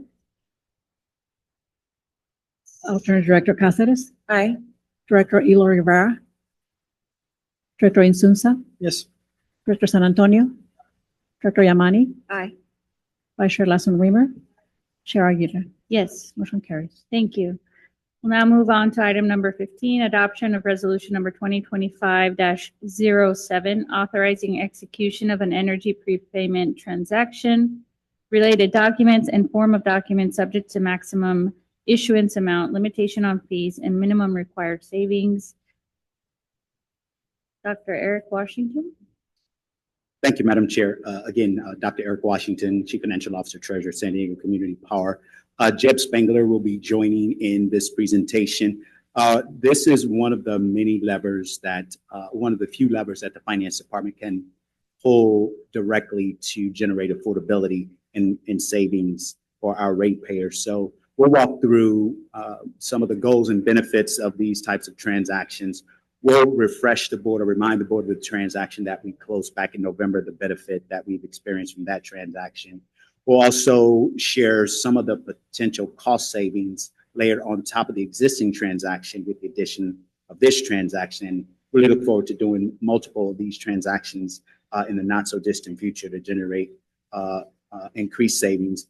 Jeb will walk through some of the parties involved with these types of transactions and some of the prepay structure, both basic and advanced. So with that, I believe we're also joined with our municipal financial advisor online, Mike Berwanger with PFM Financial. And Jeb, with that, I will turn it over to you. Thanks. Thank you, Eric. Good evening, Madam Chair, members of the board. I'm Jeb Spengler. I'm the Strategic Finance Manager with San Diego Community Power. I'm here to walk through a key strategic initiative that directly supports our affordability goals while strengthening our financial position. We're looking to move forward with a second clean energy prepaid bond issue using an initial assignment of VAMO Energy that was approved by the board last month. The financial impacts from these transactions are significant. Based on current market conditions, we anticipate annual savings of over $4.5 million, which is roughly 8% of the procurement cost for the assigned volume. This transaction aligns with our strategic initiatives framework, where the prepaid bond program is our top priority for addressing affordability. This transaction will replicate the structure of our first prepaid transaction that was sold in November of 2024, using the same transaction parties. It's important to note that nearly all service provider fees are contingent on a successful bond sale and paid from bond proceeds. The only exception being some nominal fees for the credit rating and green bond assessment and sunk costs for staff time if a transaction doesn't occur for any reason. And finally, it's important to note that SDCP is not responsible for the bond repayment. The debt is non-recourse to SDCP, which significantly limits our financial exposure. Just to quickly recap the highlights from the 2024 transaction. In November of 2024, SDCP sold through California Community Choice Financing Authority, or triple CFA, as it's abbreviated for short, just over $1 billion in clean energy project revenue bonds. The bonds were a very high investment grade credit rating of AA3, and we also had a second party opinion from Kestrel that certified these bonds as green bonds according to the ICMA Green Bond Principles, which stands for International Capital Markets Association. As a result of the 2024 transaction, SDCP expects to save approximately $53 million in total between 2025 and 2032 in energy cost savings. That equates to approximately 6.9 annually. Year to date in 2025, we've saved over $2 million in energy costs. On this slide, we show those annual savings in the blue bars and have layered on top of them an estimate, a conservative estimate, of the savings generated with the second prepayment bond transaction. As you can see, the savings add up to amounts exceeding $14 million annually by 2030. As we look to continue to broaden our clean energy bond prepaid program down the road, our goal is to potentially double or even triple these savings, annual savings amounts. As mentioned earlier, the parties we are working with on prepaid number 2 would be the same parties involved in the 2024 transaction, with one exception that I'll discuss momentarily. Importantly, the bond issuer of this transaction will be triple CFA, which has been the conduit bond issuer for all CCA prepaid transactions that have occurred in California since 2021. The energy supplier and underwriter will be Morgan Stanley, as it was in 2024. The one difference in this transaction is the funding recipient counterparty. In 2024, the counterparty was Pacific Life Insurance. And for our 2025 transaction, it will be a different large financial institution that is selected to provide us the best economics, i.e. the highest savings for the transaction. I'll discuss this in further detail in just a moment. The one other party I will mention here is our municipal advisor, PFM, that acts as our fiduciary and provides guidance in all aspects of the transaction on our behalf. And as Eric mentioned, they're one of the participants in our meeting here today.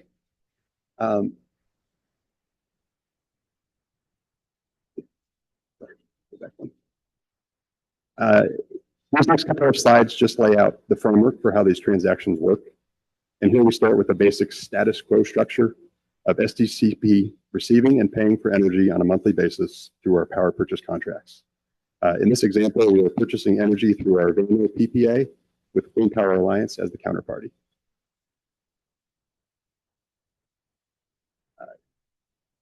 This next basic prepay structure slide, I will walk through on a step-by-step basis here. In the first step, Triple CFA issues approximately $1 billion of 30-year investment-grade bonds that are purchased by large financial institutions. A sample of these institutions include firms like Vanguard, BlackRock, Nuveen, etc. After purchasing the bonds, these firms then place these bonds into their various bond funds.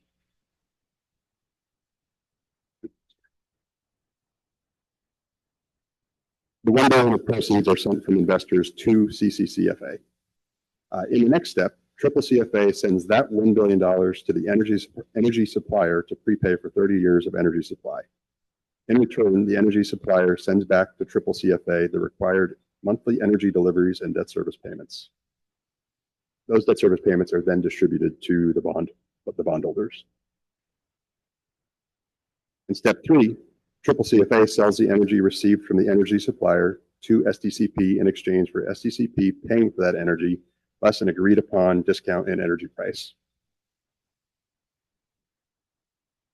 Finally, this structure works through SDCP partially assigning portions of our existing PPAs to Morgan Stanley, where Morgan Stanley pays the full PPA price to the PPA counterparty in exchange for the compliant energy. On the next slide, I'll present the full structure of the transaction, but just to highlight a couple of other parties in the transaction, and I will warn you in advance, it is a bit of an eye chart. So don't get too frustrated by this, but the green boxes on this chart just show a few additional parties to the transaction. And the one that I want to highlight specifically is the box on the far right labeled funding recipient. In an effort to diversify these transactions for investors and to produce the best deal economics, this structure utilizes the use of a funding recipient that is separate from the energy supplier. Past funding recipients have typically been large investment-grade banks or insurance companies. As I mentioned earlier, our 2024 funding recipient was Pacific Life Insurance, which carries a high investment-grade credit rating of AA3. We are currently working to finalize the funding recipient that will provide the best deal economics for prepay number 2.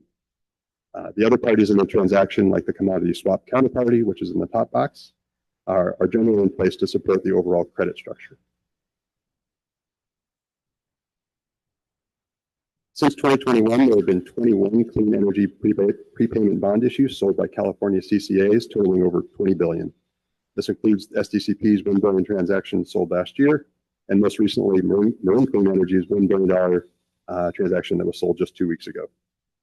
In addition to our potential second prepay coming up, we know that Ava Community Energy has just received approval to move forward with their next 2 transactions, which will be their 4th and 5th prepay bond transactions. These next 2 slides are a brief summary of the documents that are included in your board packets that are agreements entered into by SDCP specifically. Appendix A contains information about SDCP that is included within the investor disclosure document. The power supply contract is the agreement between Triple CFA and SDCP for the purchase of energy.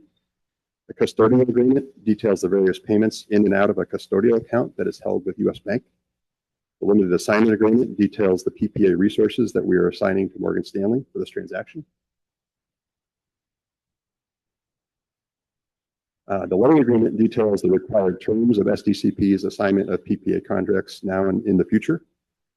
And finally, the Prepaid Energy Project Administration Agreement and Memorandum of Understanding are agreements that SDCP has with Triple CFA outlining operational matters and the responsibility of payment for the non-contingent fees I mentioned earlier, which are the rating fees and the Kestrel Green Bond assessment fees. Finally, in Resolution 2025-07, the board would be authorizing staff to move forward and execute a clean energy prepayment transaction as long as certain parameters are met. These parameters include not selling bonds in excess of $1.5 billion, a minimum discount of at least 8% of the fixed cash flows or equivalent dollars per megawatt hour be achieved. Total issuance costs will not exceed 1% of the bond proceeds issued, and that the bonds are not obligations of SDCP. With your approval today, and assuming market conditions are favorable for these types of transactions at the time, we would be in position to sell these bonds by early to mid-July of this year. This concludes my presentation, and I welcome any questions. Thank you very much. We're going to turn it over to public comment, if any. There are none, Madam Chair. Seeing none. Board comments or questions? Yes. Thank you, Madam Chair. I just wanted to thank Mr. Spangler for allowing me and Councilmember or Director Nzunza for that one-on-one education. I may not be an expert yet, but I have understood more. Thank you. Thank you. Well said. Any other comments? Would you like to make the motion, Director Yaman? I do, ma'am. Move to adopt resolution number 2025-7, authorizing execution of an energy prepayment transaction, related documents and form of documents subject to maximum issuance amount, limitation on fees, and minimum required savings. And I so move. Right. Second. Please call the roll. Alternate Director Cáceres, Aye. Director Insunza. Aye. Director San Antonio, Director Yamani, Aye. Chair Aguirre. Yes, Motion carries. great. Thank you. We'll now move on to item number 16, approve amended and restated energy storage service agreement with Yellow Pine Solar 3 LLC. Director of Power Contracts, Kenny Key, will present this item. Thank you, Chair and Board. I know I'm the last one before we can end for the night, so I'll try to get through these quickly but do them justice. Luckily for both of the projects for the next two items, these are amendments to projects that you've already heard about and approved in other forms. So again, I'll go through these relatively quickly, but please let me know if there's additional questions.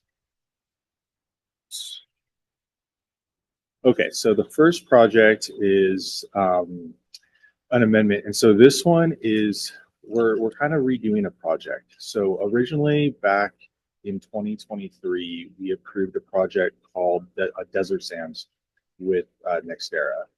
That project is no longer viable for several reasons. Most notably, the network upgrades that are required for the project got pushed out to the earliest would be about 2032. There's warnings that might be 2034. One, that makes it unviable for us on a project perspective. Also for the developer, it puts a lot of risk in the project and they're likely not moving forward with it.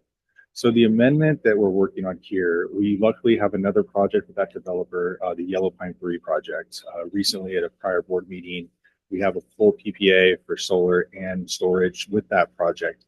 They have additional space at that project site where they could add additional storage capacity. So rather than completely losing a project, we worked with them to structure a deal to move the volumes and the battery technology to the Yellow Pine site.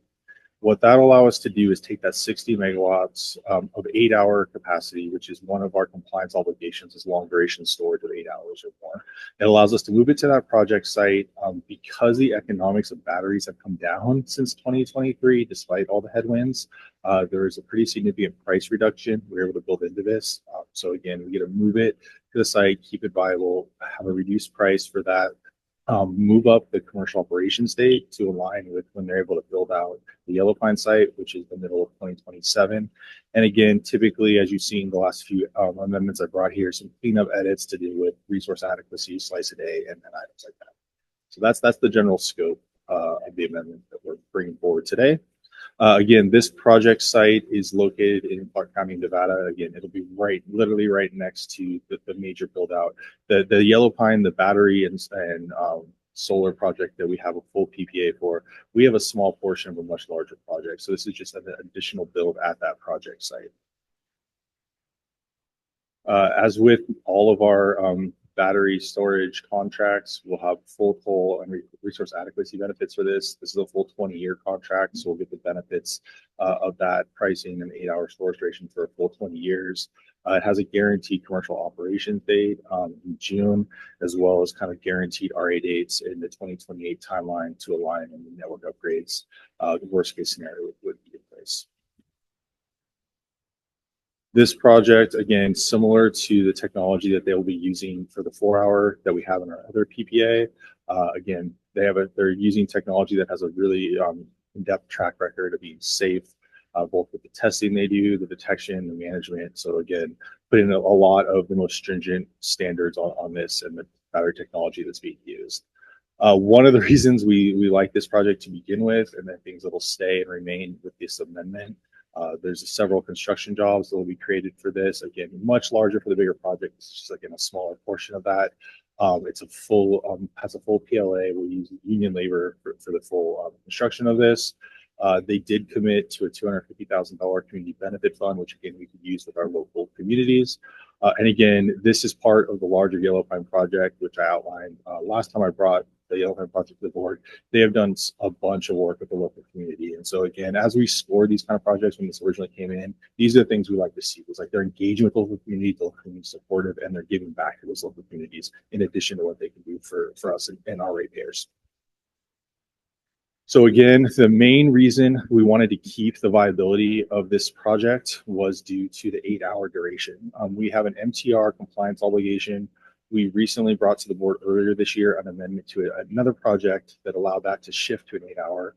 We didn't want to have all our eggs in one basket with one project because again, it has to be online by 28. That other project has a 2028 COD. So we wanted to have at least 2 projects in our portfolio that meet that requirement to ensure we don't you're not exposed to any penalties for missing that. The pricing, again, we were able to negotiate a pretty significant price decrease, which was helpful for this project. And this is a very experienced developer. And again, it could be built right into the other project that they're already building. So with that, I'll take any questions or public comment, but again, thank you for your consideration. Thank you very much, Mr. Keith. We don't, I assume, have public comment. We do not. So do we have any board comments or questions? Director Cosser? Thank you very much for the presentation. I'm really excited to see the PLA and use of union labor on this, especially and the $250,000 community benefits agreement. So I will motion to approve the amended and restated energy storage service agreement with Yellow Pine Solar 3 LLC. Great, thank you. There's a second by Director Insunza. Director Yamani, did you have comments? No. Second over here. Oh, I'm sorry, was it you? Oh, I'm so sorry. He has a very charming voice. I already sound the same. So sorry. Director San Antonio seconded, so please call the roll. Alternate Director Casares. Aye. Director Insunza. Yes. Director San Antonio. Director Yamani. Aye. Chair Aguirre. Yes. Motion carries. Great. Next is item number 17, approve energy storage service agreement for the North Johnson Energy Center. Again, Director of Power Contracts, Nikki, will give the presentation. All right, thank you. So again, this project should sound familiar. I actually brought this to the board earlier this year in February for an original amendment, original approval of this contract. So this is a local project. It's one of 2 local projects we have with the developer Wellhead. And again, I can't emphasize enough the current limited supply of utility scale local projects that we have available to us. So again, we really try to make sure we're working as much as we can with these developers to make these projects viable. Originally, we brought this in February to adjust some of the terms of the contract to allow for interim deliverability to be allowed under the contract. Since then, after the approval that we got here in February, if you recall, that was kind of right in the middle of the tariff chaos. And so this, as Andrea kind of touched on earlier when she touched on her tariff overview, there are some very large developers who have ways to hedge their exposure to tariff risk and have ways to ensure that their supply contracts with battery providers, they have more contractual protections. Smaller developers who do not have those large gigawatt pipelines are more exposed. And several like this project essentially had the battery suppliers kind of tear up those because again, the tariff cost just kind of gets passed down the value chain. And so their costs went up with the tariffs and they were exposed to that. So the pricing that we had agreed to on that project was no longer viable for the project. They would not be able to move forward with development. So we spent a long time. So it took about 3 months for us to work out terms for this. So high level, as with any of our ESSAs, again, full toll, resource adequacy. This one's only 15 years. So we like to diversify, not have everything the same length. This one is, again, one of the other reasons it's incredibly important to us is they are still on track based on all the permits they have and the money they put at risk to start construction to be online in the middle of next year. This is really critical one for our RA next year and also for the local RA requirements that we have that are really hard for us to get from local resources. The scope of this, again, we don't love bringing this to the board, but we are asking for a price increase here to that. We did a lot of the work that we did and that we briefed the energy contract working group on was related to, okay, one of the things that we try to do, and this is not the fun part of my job, but it's the nice thing that I can look back on and say, these are things we can do different because of our organization and the goals that we have, that other organizations would let this project die. And so we got really creative with the developer to basically see where can we modify other things in the value cycle. So when we run our statistical and our analytics, the value to us still remain roughly the same. So one of the ways we were able to do that and got them comfortable with is increasing the cycles of that. The simple way to think of that is how many times a day you can charge and discharge your battery. In a typical contract, that is limited to 1 time a day.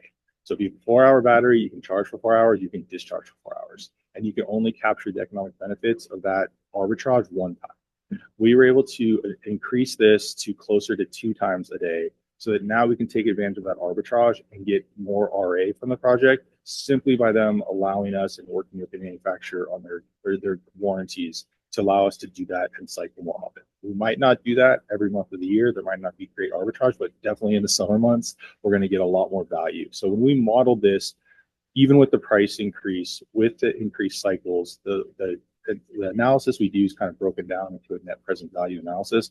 It pretty much pencils out fairly even to what the project was before at the lower price. So these are creative ways that we can get to kind of really try to maintain the viability of these local projects. So the other thing we really wanted to be certain here is we didn't want to take a price increase based upon a local project that is supposed to be online next year if it's really not going to be online next year.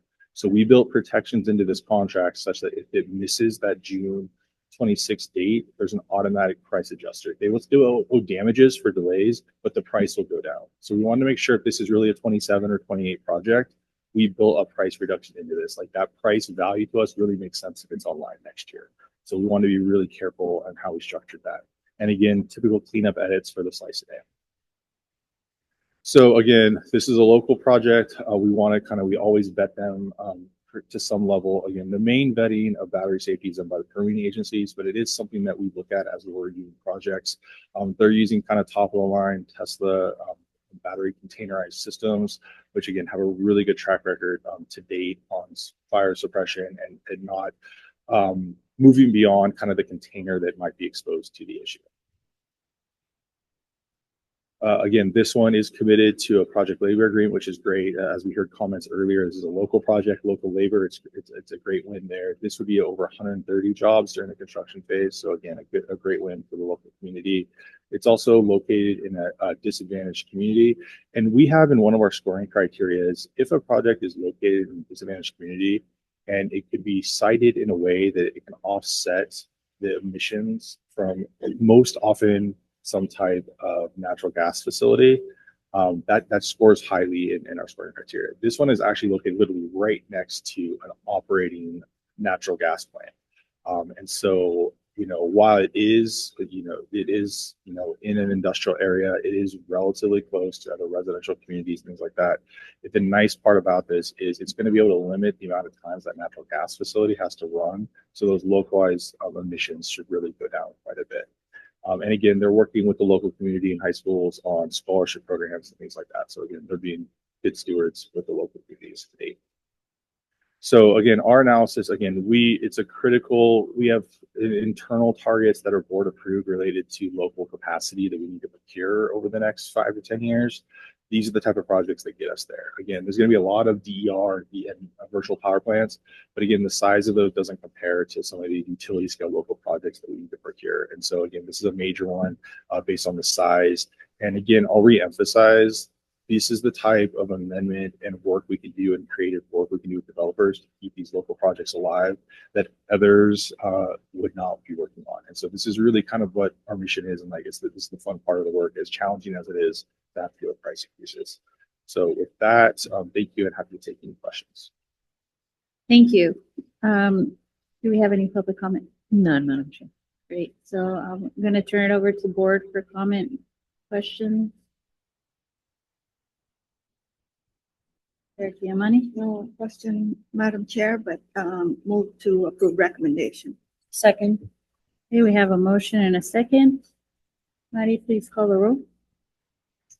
Alternative Director Cáceres. Aye. Director Elo Rivera. Yep. Director Insunza, Yes. Director San Antonio, Director Yamani, Aye. Chair Aguirre. Yes. Motion carries. Great, Thank thank you. Thank you. Okay, now we're gonna go to CEO's report. Karen, do you have anything to? I do. Next slide, please.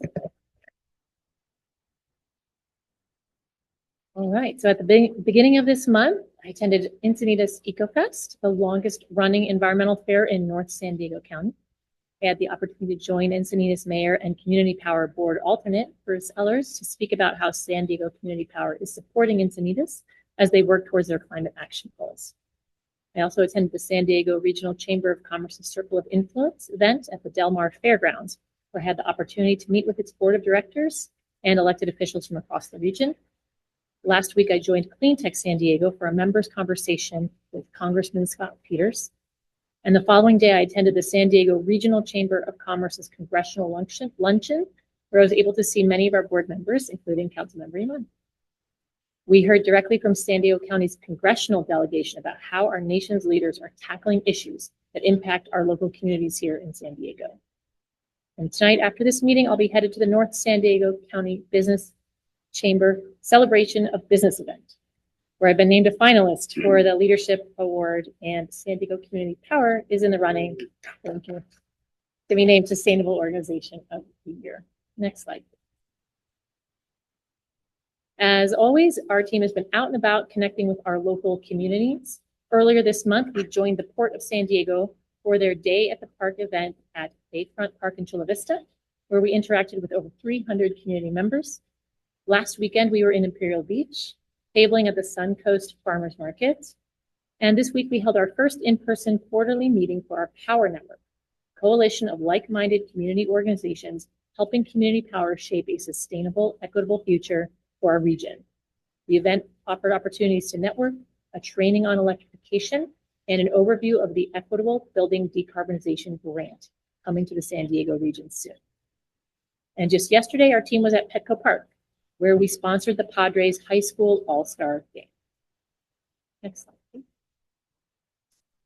And before I conclude, I'd just like to provide a quick update on our hiring efforts. We are currently hiring for 2 power services positions, a senior origination associate and a portfolio analyst. And as we mentioned before, we're actively interviewing candidates for the chief commercial officer position.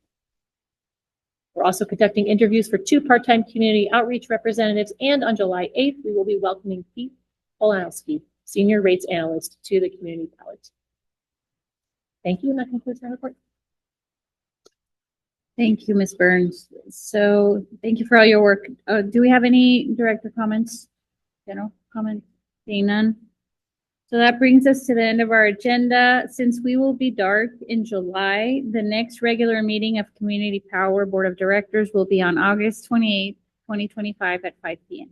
Thank you, everybody. This meeting is now adjourned. Thank you, Madam Chair.